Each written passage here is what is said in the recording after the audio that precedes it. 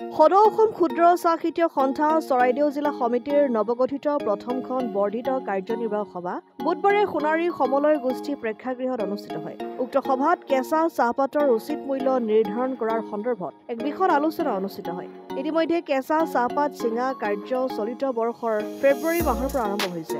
কিন্তু এই কেঁচা চাহপাতৰ মূল্য বটলি ফেক্টৰীসমূহে একপক্ষীয়ভাৱে কেঁচা চাহপাতৰ মূল্য অতি নিম্নমানৰ মূল্য নিৰ্ধাৰণ কৰি ক্ষুদ্ৰ চাহ খেতিয়কসকলৰ পেটৰ ভাত কাঢ়িছে। এনে বটলি ফেক্টৰীসমূহৰ ময়মতালি কাৰ্যক অসম ক্ষুদ্ৰ চাহ খেতিয়ক সন্থা চৰাইদেউ জিলাই ঘোৰ প্ৰতিবাদ জনোৱাৰ লগতে কম মূল্য দিয়া ফেক্টৰীসমূহক কেঁচা চাহপাত নিদিয়াৰ সিদ্ধান্ত গ্ৰহণ কৰে আৰু চাহ খেতিয়কৰ উৎপাদনৰ ব্যয়ৰ সামঞ্জস্য ৰাখি কেঁচা চাহপাতৰ উচিত সমৰ্থন মূল্য দিবৰ বাবে এই সন্দৰ্ভত যথোপযুক্ত পদক্ষেপ গ্ৰহণ কৰাৰ উদ্দেশ্যে চৰাইদেউ জিলা আয়ুক্তক জিলা সমিতিৰ তৰফৰ পৰা এখন স্মাৰক পত্ৰ প্ৰদান কৰা হয়।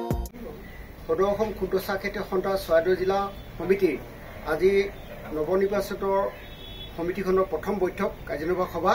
এই সভাত আমি তীব্ৰ বিৰোধিতা কৰিছোঁ। সদৌ অসম ক্ষুদ্ৰ চাহ খেতিয়ক চৰাইদেউ জিলা সমিতিৰ কিছুমান ফেক্টৰীয়ে খুব কম মূল্য দিছে চাহপাতৰ, যাৰ কাৰণে আজি কৃষক সন্তুষ্ট হোৱা নাই।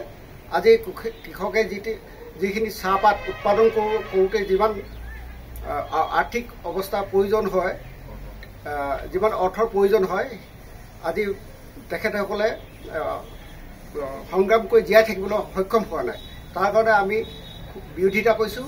আৰু যিসকল বটলি ফেক্টৰীয়ে এই আপোনাৰ পাতৰ ৰেটৰ ৰিভাইজ নকৰে, তেখেতসকলক অহা এপ্ৰিল মাহৰ পৰা 1 এপ্ৰিলৰ পৰা আমি পাত বৰ্জন কৰা সিদ্ধান্ত গ্ৰহণ কৰিছোঁ।